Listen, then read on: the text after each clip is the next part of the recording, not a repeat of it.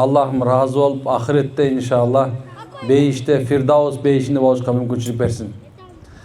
Урматтуу бир туугандар, ислам динибиз, биздин динибиз эмне үчүн биздин динибиз деп бөлүп атам? Анткени Алла Таала бизге икром кылып, же болсо бүгүн силердин диниңерди толуктадым деп Алла өзү айтып атат. Алияума акмалту динукум, бүгүн силердин диниңерди толуктадым дейт Алла Таала. Биздин динибиз толук экен. Толук дин бул кандай десе, бул Алланын өкүмүн пайгамбар саллаллаху алейхи ва саллям көрсөткөндөй аткаруу, бул толук дин болот экен.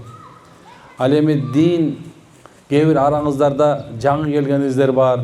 Биринчи жолу эч кандай бир сиздерге мындай эч маалымат жок келип калдыңыздар. Кээ бирлер болсо намаз окубайт эле келип калдыңыздар. Ушул жерден үйрөнсөм, ушул жерде көрсөм деген максатта келдиңиздер, машалла. Алла Таалам ошол чыныгы диндин даамын татып кетишке мүмкүнчүлүк бергенден болсун. Бул жер эмне жер десе, бул жер хидаяттын жери. Хидаят дегенибиз туура жолдун жери экен.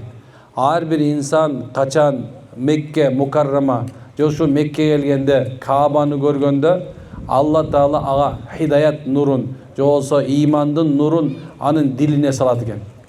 Имандын нуру качан сиз менен биздин дилибизге салынса, же болсо Алла тарабынан бериле турган болсо, демек машалла Аллахым сиз менен биздин бул дүйнөдө жакшы иштерди кылышка мүмкүнчүлүк берет экен.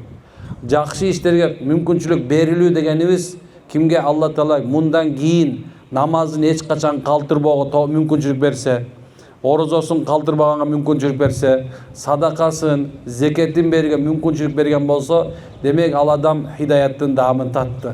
Ал адам эгерде намаз окуп атып рахат ала турган болсо, орозо тутуп атып рахат ала турган болсо, Куран окуп атып рахат ала турган болсо, зикир кылып атып рахат ала турган болсо, демек ал инсанга Алла Таала некен жүрөгүнө имандын нурун сал деген сөз. Качан инсандын жүрөгүндө толук дин кирбесе, ал адам үчүн ушунчалык оор болот экен. Амалды эң эле жөнөкөй мына ушул жерде туруп деле таваф кылууга, ошол эле мезгилде Алланын өкүмүндө болгон умраны кылуу, таваф кылуу, зикирлерди кылуу ал үчүн оор болуп баштайт. Урматтууларым, ошол себептен азыр эле тараза кылып койсоңуздар болот. Өзүңөрдүн жашооңорду ушул жерде турганда эле некен өзүңөргө тараза кылып койсоңор болот. Эгерде сиз субхана гостиницадан тура албай атсаңыз, же болсо баргыңыз келбей атса, же болсо эмнелердин жүрөгүңдө кичине түпөйлөө күмөн болуп аткан болсоң, демек таразага түштүң. Же оңго же солго. Демек кимде ким оңго түшүп калган болсо, анда машалла Алла Таала айткандай, оң жак ээлери болгон кандай жакшы. Оң жак ээлери болгон кандай жакшы туугандар. Ал эми сол жак ээлери болгонго кандай жаман дейт, кандай азап. Ал эми Алла муну бир жөн айтып койгон жок экен. Оң жак ээлери болот бейиштиктер, сол жак ээлери субханалла тозоктор. Айтышыңыздар мүмкүн да, эмне себептен мындай деп атат, эмнеге мындай сүйлөп атат? Биз ыйык жерде турабыз го. Ооба, субханалла. Бул жерде да биздин чоң душманыбыз шайтан бар экен, унутпашыбыз керек. Биздин душманыбыз шайтан мына ушул жерде дагы бар. Мына ушул жерде кадимкидей эле субханалла. Мындай ортого туруп алып, сиз менен биздин иманыбызга ушул залал келтирип, оорчулук келтирип атат. Демек, азыртан отурганда эле ойлонуп коюңуздар. Ойлонуп, мен кандай болом, кайсы жакта экенин ойлонуп коелу. Башында айттык, биздин динибиз ислам. Биздин динибиз ислам бул акыйкат дин. Акыйкаттыгы ушунда, качан адам канча жолду басып келбесин, кандай нерсе көрбөсүн, бирок исламды келип, исламдын даамын татмайын бактылуу боло албайт. Исламдын даамын татмайын бактылуу боло албайт. Мүмкүн эмес экен. Демек, кимде ким исламга толугу менен кирген болсо, же болсо Алла Таала өкүм кылгандай, кайсы нерсени арам десе, арам деп, адал десе, адал деп кире турган болсо, ошол эле мезгилде аял киши отурган болсо, мага жабынуу парыз болгон экен деп, ошол заман жабынган болсо, азыр жабынып, эртең күнү чечпей койгон болсо, мисалы, ошол эмезде эркек да субханалла, ушул диндеги Алланын өкүмүнө, намазына, орозосуна, мындай айтканда фасыктыктан, фусуктуктан, жаман күмөндүү иштерден өзүн тарта баштаган болсо, даамын татат иншалла. Даамын таткандардын катарында болот. Мына азыр жерде сүйлөшүп атсак, көпчүлүктөрүңөр Мединаны сагына баштадым деп атасыңар, туурабы? Мединаны. Бул жерге келгенде деле Бирок азыр тияктан Мединадан Мекке келип сагындыңыздар.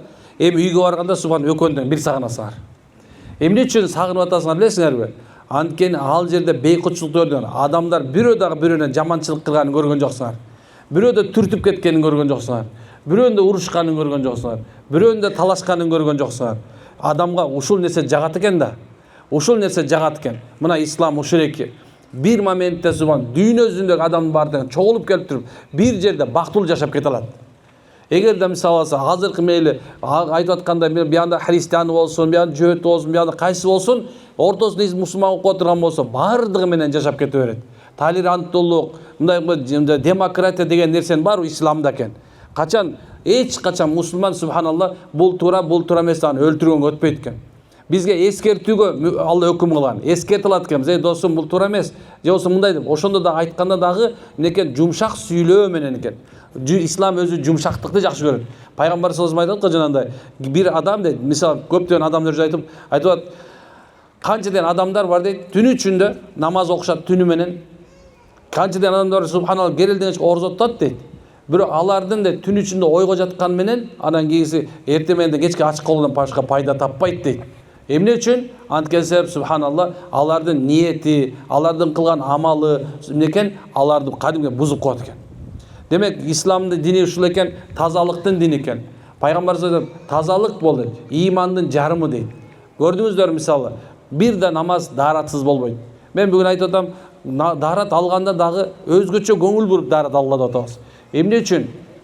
Анткени себеп пайгамбарыбыз кыямат күнү болгондо инсанды машшар майданында ошол эле тозокто дагы Кудайым сактасын түшүп калыштан, бирок ошол күнү пайгамбар жанагы аттагы 5 кашка бар го, атта 5 кашка болот. Мына ошондой эле менин үммөтүм дейт да, ушу камда бир белгилер болот дейт. Аппак болуп нур болуп турат, 5 кашкадай. Мен ошол менен таап алам. Я Расул эмне десе, силердин daarat алган мүчөлөрүңөр дейт, кыямат күнү нур болуп турат, мен ошондон таанып алам дейт. Daarаттын эле эң эле мына кичинекей жөнөкөй эле daarat бул. Жөнөкөй эле күнүгө алып жүргөн daarатыбызда дагы канча деген фазилет бар. Эми караңыз, daarat алганда бисмилла деп баштагандан баштап биздин колдорубуздан, буттарыбыздан, башыбыздан күнөөлөр төгүлүп баштайт. Күнөөсүз калат адам. Ушундай бир күнөө, кичине күнөө бар, эч бир болбойт. Мисалы алса, Ахли Кашф деп коет, чоң олиялар бар. Ушул заманда да бар, кыямат күнгө чейин болот алар. Кээ бир эмнекен олиялар адамдардын күнөөсүн түшүп атканын көргөн. Мына биздин башчыбыз Абу Ханифа, Имамул Адам рахматуллахи эмнекен ушундай адамдардын бири болгон. Бир күнү бир жаш жигиттин мына daarat алып аткан мезгилинде көрүп, анын жанына барып шуурат экен. Эй, сен зына кылганды токтот деп. Зына кылганды токтот дегенде бая жаш жигит тообосуна келген экен.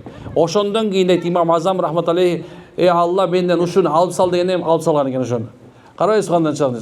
Көрсө биз билбейт экенбиз. Мындай карасаңыздар, мына көздү жумсам азыр мен сокур болуп калдым, туурабы? Мына көздү жумсам мен сокурмун. Эч нерсе көрбөй калдым азыр. Ошондой эле биздин ушул мына бияк жагыбызда мына биз сокур ар жанда чыныгы дүйнөдө көптөгөн аламаттар болот. Азыр сүйлөп атаммын мен. Мына сүйлөп атам. Ар бир сөзүм экен Алла Тааланын таразага кетип атат. Ошол кыямат күнгө чейин экен айтылган сөз, атылган ок деп кыргызда сөз бар, туурабы? Бул бекерин айтылбайт экен да. Анткени ар бир сөз асманга көтөрүп турат экен. Эч бир болот. Мына качан daarat алып баштаганда бисмилла дегенден баштап аяғына чейин инсандын күнөөсү кечирет экен. Эми шариятыбызда сүннөт деген сөз бар. Сүннөт, пайгамбардын сүннөтү, пайгамбардын кылган иши деген бар. Пайгамбарыбыз мына пайгамбарлык келгенден баштап качан ага өкүм болду, daarat өкүм болгондон кийин бир да жол daarатсыз жүргөн эмес экен. Бул суннату муаккада болот. Кээбирлер айтат го, сүннөткө амал кыл десе, мисалы мен сакал кое албайм деши мүмкүн, мен топу кийип жүрө албайм дайыма. Мен ушундай жок, сен эми дайыма daaratты жүрө аласың. Эми пайгамбар деп аткан, дайыма daaratты жүрү. Daarатың бүтүп калды, ошондун үстүнө кайра daaratсаң, нур үстүнөн нур болуп калат экен. Нур үстүнө нур. Эми падышанын алдына бар керек болсо, кимдин алдына барсаң daarat боло турган болсо, бир замандарда бир зулум бир падыша ошол замандын аалымдарынын бирисин алып келүүгө буйурду. Алла Тааланын өкүмү ушунчалык. Баягы аалымга жасоолдор келген мезгилде коёп турла, мен азыр деп daaratын алып туруп, анан басып барды. Баягылын жасоолдор ээрчилип түртүп отуруп апарышты. Падышанын алдына келгенде бая буйрук менен алып кел. Негизинде анын башын алыш үчүн чакырып аткан болчу. Алдына кирип келгенде чуркап тура калып туруп, ага кызмат кылып баштады. сурап экен, таң калып бүт барып бүткөндөн макул деп хадиясын берип, чепкенин кийгизип чыгарып койду. Бу жас оолу таң калып сурайт экен, жандагылар, мунун башын алам дедиңиз эле го, ачууңуз ушунчалык келип атпады эле буга десе, айткан жок дейт. Мен дейт, мунун качан кирип келгенде эки арыстанды аркасынан көрдүм дейт. Эки арыстанды көрдүм аркасынан. Эми дейт, эгерде мен кичине төрөмөс болуп отурсам, мынеке мен чаап салчудай болду. Ошонун себебинен мен буга тийишпейм дедим. Алындар айтат, дайыма дараттуу жүргөн адамга дейт да, эки нерсе сөзсүз берилет экен. Биринчиси дейт, биринчиси ал иман сактап калган мүмкүнчүлүк табат экен. Экинчиси сөзсүз кыяматта пайгамбардын шапаатына ээ болот экен. Аллаху акбар. Урматтуу бүртамдар, эң эле кичинекей эле дарат. Эми караңыздар, мына ушул жерде билесиздер, пайгамбар айткан сөзү камил дейт да, толук дарат алып туруп дейт, толук дарат алып туруп. Кимдем 2 рекет намаз окуса деген бар туурабы? Ким толук эми кандай дарат десе, мына Алланын өкүмү көрсөткөндөй, пайгамбар сүннөттө кандай көрсөткөн болсо, адеп менен машла, куланы карап отуруп, мустахаптарынан бери карап, ушу туура эмес болуп калбасын деп ушу адеби менен шашпай, даратта шашыш шарт эмес. Падыр тез-тезден алыш керек деген сөз бар. Бирок демне экен, бул денеңде суу кургап кеткенче деңгел деген бар го, мейли. Бир айтайын десем, шашпастан, ихлас менен ниет кылып ала турган болсо, ошол даратта бул ибадат болуп эсептелет. Ибадат болуп эсептелет. Эми мына ушул жерде айтайын деген нерсем ушул эки, биз Алланын алдына дагы таза барабыз. Ошондой эле субханалла, мынакей намазга барышың, бул Алланын алдында турушуң. Эми ошондой эле мынакей жашоодо дагы карасаңыздар, мынакей пайгамбар ак кийимди кийгиле дейт. Ак кийимди кийгиле. Өлгөн адамдарга да ак менен кепиндегиле деп аткан. Демек пайгамбар саллаллаху алейхи мынакей мусулмандын ушуна тазалыгын жөнүндө сөз кылып аткан да. Мусулмандар таза болушу шарт. Ислам ички жана сырткы тазалыкты карайт. Ички жана сырткы тазалык. Сырткы тазалыгы дарат менен, гусул менен, жумасына бир жолу мындай бир жанакындай мончого барып менен тазаланган болсо, эркек менен айыл мамилеси гусул менен кийин боло турган болсо, мынакей тазалык экен, бул сырткы денен тазалык экен. Эми атыр себениш сүннөт экен, мындай бир жана жыттуу нерселерди себинип жүрүш сүннөт экен, жыттуу нерсе менен жуунуш дагы жакшы экен, машалла. Сүннөт болбосо дагы мынакей жакшы амалдардан экен. Таза жүрүш, денеңди караш, кийимиңди карап жүрүү, мындай айтканда кычы кылбастан, өзүнө мындай удобный кийиниш, модный кийиниш деп да койсо болобу? Мына модный кийиниш, субханалла, жакшынакай шалбырабай кийинүү, бул сырткы сүннөт экен. Бул сырткы тазалык экен. Эми ички тазалык бар экен, субханалла. Эми ал айтат, сырткы тазалык дейт да оңой экен. Аны баарды кыла алат экен, бирок эми ички тазалыкка мээнет керек экен. Ички тазалыкка субханалла мээнет керек экен. Эмне керек экен? Аракет кылыш керек экен, сырткы ички тазалыкка. Эми бир адам сага жаман сөздөрдү айтып койду. Bir adam sana жаман сөздөрдү айтты. Аны кечиришиң керек. Сен ушундай сен аброюңду төктү. Сени абдан жаман сөздөр менен сүйлөдү. Сени урушту. Сени субханалла көргүсү келбей жүрөт. Эмнекен аны кечиришиң керек экен. Бул эмнеке бул үчүн адамга ушу мээнет керек экен. Баянчырак бир сөз кылып атсак, байкелес айтат. Бир адам катуу жаманчылык кылган болсо дейт, мен ага барып да Алланын алдына дуа кылам дейт. Алла, баландайдын күнөөсүн кечир. Алла, баландайдын күнөөсүн кечир деп, жаман нерсесин баарын унутуп коем дейт. Ал адам эртең ачууланып сени менен сүйлөшкүсү келбей калат дейт. Бирок мен аны менен кадимге сүйлөшө берем дейт. Жүрөгүмдү Аллага берип коем дейт. Аллага берип коем дейт. Бул да тарбият экен да. Пайгамбар саллаллаху алейхи вассалам качан силердин ачууңар келе турган болсо дейт, аузу биллахи минеш шайтанир раджим деп айткан. Эмне себептен десе, анткени эки адам урушуп аткан болсо, үчүнчүсү дайыма шайтан экен. Üçüncüsü daima şeytan eken. Eğer de kimdegim özünün şeytandan başka düşmanın var dese anlaşar. Misalsa gelinge kaynene, subhanallah, erkekке de bir kaynene, yoksa dostko bir daha bir düşman, ökö uruşa başlagan bolsa, ortada şeytan var eken. Эми шайтан деген эмне экен? Бул Алланын рахматынан куулган, биринчиден Алланын жакшылыгынан куулган, Алланын жакшылыгына жетпейт ал. Анын бара турган жери тозок, субханалла. Ал түшө турган жерин билет, каяка барарынчы, прекрасно билет, каяка бара турганынчы. Эми ошол эки өзү менен кошо бизди алып кеткиси келет. Алла айткан да Аллага туурабы? Алла, сен алдыңа барган мезгилде сенин көпчүлүк пенделериңдин сага баш ийбеген акыбалды апарам дейт. Баш ийбеген акыбалда. Алла тилайт экен, ооба дейт. Сен ушундай кылгын макул, бар, азгыргын, ушундай кылгын. Бирок мен имандуу пенделериме сен эчтеке кыла албайсың дейт. Мына ошол нерсени иманга мээнет кылууну, бул ички дүйнөнү тазалоо деген нерсе бар экен. Пайгамбар саллаллаху алейхи вассалам айтып атканда, адамдар дейт субхана, түнү менен намазга туруп, күнү орузга кармап жетпеген даражага дейт да, жөнөкөйлүк менен, кечиримдүүлүк менен, жакшы сумана адеп ахлак менен жетет дейт. Эми жөнөкөйлүк бул чоң нерсе экен. Караңыз кандай нерсе. Айтайын деген нерсем, ички дүйнөдө адам ички дүйнөсүндө бул жерде биздин бажам пайгамбарыбыз айткан таквачылык мына ушул жерде. Ат-таква хахуна дейт. Баягы ушул төштү көрсөтүп, жүрөгүн көрсөтөт экен. Адамдын жүрөгү бул падышасы экен. Эгер адам субхан жүрөгү менен бирөөнү жакшы көрүп кала турган болсочу, анын кемчилиги көрүнбөй калат. Көзү май басып калат, көзүнө эчтеке көрүнбөй калат. Жакшы көрүп алаткан болсочу, мүмкүн эмес, аны тыштабайт, ал жаман нерсе кыларса ушуну берет. Эми караңыздар кандай нерсе. Ушул башкарат экенди көрсөчү. Эгер ушу менен бирөөнү жек көрүп алган болсо, эмне кылат экен? Мындай бир аны жек көрүшү так уланган, уланып береткен, ушуну өлгөнгө чейин жаман көрүп коюшу мүмкүн экен да, туурабы? Демек мына ушул жүрөктөрдү кантип субхана ичкитти тазалап алып келебиз. Кантип субхана мен ушу жек көрүмдү, кек сактоомду кантип кетирем? Кантип субхана жаманчылыктарды ушу каалоону токтотом дегенде мына ушул нерсе. Мына келдик, мынакей келдик. Мына ушул нерсе. Ушул нерсе адамдын көрсө жүрөгүчү пайгамбар мындай мисал келтирет да, адамдын жүрөгү дейт, жанакындай бир адамдын мындай бир темирди сууга салда дат баскандай дат басат экен. Сиз менен биздин жүрөктөрүбүз дат басат экен кадимгидей эле. Кадимгидей дат басат, жөн эле дат баспайт экен. Кадимгидей дат басып, катып, субханалла, мындан бир эч нерсени кабыл албай калат экен. Эч нерсени көрбөй калат экен. Ошол себептен ошол качан катып калган жүрөктөр, дат басып калган жүрөгүңөр дейт, келме ла илаха иллаллахты көп айтуу менен дейт, жана Куранды көп окуу менен деп айтып атат. Ушул эки нерсе менен тазалагыла дейт. Эки нерсе тазалайт экен көп болсочу. Ла илаха иллаллах келмесин көп айтуу, ушуга амал кылуу, эмне келсе Куран окуу, Куранга амал кылуу. Куранга амал кылуу жөнүндө сөз болот да. Биз Куранды окуп койсоң тазаланып калбайт экен. Куранды окуп туруп субханалла, ошо Алла Таала эмне арам кылса арам, адал кылса адал жашооңо алып келип тазаланат экен. Алла Куранда эмне жек көргүлө бири-бириңерди деп атабы? Алла Куранда жек көрбөгүлө деп атат. Бири-бириңерди уурдагыла деп атат. Жок, уурдабагыла деп атат. Бири-бириңерди өлтүрбөгүлө, жок, өлтүрбөгүлө деп атат. Бири-бириңерди жаманчылык, жок, жакшылык кыл деп атат Алла. Демек, Алла Таала жакшылык кыл деп атса, сен кантип жаманчылык кыласың? Алла Таала субхана кек сактап атса, сен кантип кек сактайсың? Алла Таала өкүмдөр бардыгынан жакшылыкка буйруп аткан болсо, сен кантип субхана жаманчылыкка барасың? Акыйдада ушундай бир сөз бар да. Алла Таала мисалы инсан дейт да, кайсы нерсеге көбүрөөк ниет кылса, кайсы амалга турган Алла Таала ошого барышын жеңил кылып коет. Ошого жеңил кылып коет субханалла. Мисалса бир адам чорнийларды жакшы көрөт. Дайыма чорный болгусу келет. Дайыма субханалла. О зек болгусу келет. Тияк мындай бир кинолорду көрүп алган, укмуш сүйлөгөн башка эле по-моему, по-твоему боло берет субханалла, туурабы? Зек болгусу келет мындай айтканда. Эми Алла Таала ошого апарып, ошого салып коет экен да. Бир адам болсо эмне болот экен? Ушул мына намаз окусу келет экен, диндарлар менен жүрүшү келет экен. Алла Таала ошого жол ачып берип коет экен. Инсан өзүн Алла Таала субханалла биз жакшы көрөт экен. Биздин күмөнүбүз менен бирге болот экен. Ошол себептен эмне экен? Оңолуш дагы, бузулуш дагы эмне экен? Биздин колу өзүбүздө экен. Оңдолуш өзүндө экен. Анткени Алла Таала дейт, бир коомду оңдош үчүн субханалла өзүлөрүн оңдомоюн дейт. Алла аларды оңдобойт дейт.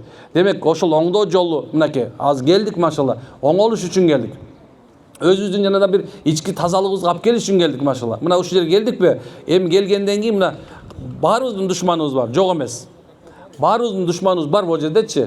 Демек, үйгө барганыбызга чейин ушул жерден кечирип кетип калалы. Ушул жерге тыштап туруп, жерди казып туруп, көмүп туруп, анан үстүнөн тепсеп туруп, анан кетип калалы машалла. Үйгө барганда эртең бирөө менен душман болбойлу. Эртең бирөөнү субхан жек көрүп калбайлы, эртең бирөө менен ажырашып кетпейли, эртең бир нерсе кылып жаман нерсе кылып салбайлы. Анткени эмне үчүн десе, мына ушул жол тазалануунун жолу. Мына келдиңиздер, тазалануунун жолу келдик машалла. Караңыз. Эми дагы кантип тазаланабыз? Мына келме айтат экенбиз, Куран окуйт экенбиз. Эми үчүнчүсү ассаламу алейкум деп, таанысаң да, тааныбасаң да салам бере бер. Бул жер мусулман чөйрөсү да. Анткени бул жерде эки нерсе кылат да. Бирин көп салам айткыла дейт, анан көп тамак бергиле дейт пайгамбарыбыз. Анткени ушул жерде көп салам бериш керек, эмне кылыш керек экен? Тамак бериш керек экен. Аябаңыздар субханалла. Чогулагалла 5-6 тонго чогулап туруп субханалла бир 10-15 кишиге тамак берип салла. Жосо бул жерде бүт бар мусулмандар. Ассаламу алейкум ва рахматулла. Ассаламу алейкум ва рахматулла. Эмеге түштүң, лифке түштүң, ассаламу алейкум ва рахматулла жанда. Тамак ассаламу алейкум. Сөзсүз кыргызга бериш керек эмес. Бардыгына салам жолдой бер. Эмне аткан көлүп каласың да. Үйгө барганда ассаламу алейкум ва рахматулла. Үйгө чыксаң ассаламу алейкум, чыгып барсаң ассаламу алейкум да. Баарын чогулсаң ассаламу алейкум. Бардыгына ассаламу алейкум. Эми бияктан берип көнсөң, тияк бериш оңой болот. Ал эмне дейт, субханалла. Бере берсеңер дейт да, бериш оңой болот, анан тозуш оор болот экен да. Тозуш деген Алла Таала бергендерге берет. Бир алымдардын бирөөсү айтат, бергиле силерге берет дейт. Садака бергиле силерге берет. Садаканын эң жакшы бериле турган мына ушул жерде жашап аткан эл. Uşu жерде жүргөндөргө бергиле. Бош жерлерде субханалла жанагындай окуп жүргөндөргө бергиле. Мына бизде студент болуп жүргөндөр бар. Кыйнап жүргөн ошолорго бергиле субханалла. Мен ажы баштыларга да айтпакмын, эгер мүмкүн болсо 50 реалдан 100 реалдан чогултуп койгула машалла. Мына ошол жерде бизде 27-28 балабыз бар окуп жүргөн. Ошолорго тыштап кетели. Алар мындай бейгамеле сабактарын окусун, өзүлөрү китептерин сатып алсын машалла. Жөн эле канча деген нерсени азыр кытайский эмелерди аласыңар, теспелер. Ал Кытайды мындай жылтырап турган мененчи пакети менен сурасаң тигиде мадейин чайын деп жалып турат. Мадейин чайын деп жалып турат ал жердечи. Кытайча жалып, Кытайдан чыгарылганын жалып турат. Жайны мазалап атасыңар, ал жерде ошондой. Ошон үчүн кичине болсо да машалла Алла Таалам баарыбызга иман хидаят берсин тугандар. Хидаяттын жерине келдик. Өзүбүздү карайлы. Аз эми намаз болуп калды. Аллам дуа кылалы дагы. Эркектер мүмкүн болсо мечитке барып келсек болот биякачы. Ошол жерде намаз окуп келели. Ошо анткенсе хат деп коет, биягы хаттан биягында айткан границадан ар жагы 100 миң, биягы болсо азыр кайрыле баягы 27 болуп калган. Ошону ар жагына өтөлү, машалла. Амин. Субхану хамдешла антастагфиру билек. Аллахым ушу айтылган вааз насатка амал кылышка бар товфик бер. Аллахым өзүң кыл, өзү экиден жарап кылар. Амин раббил аламин.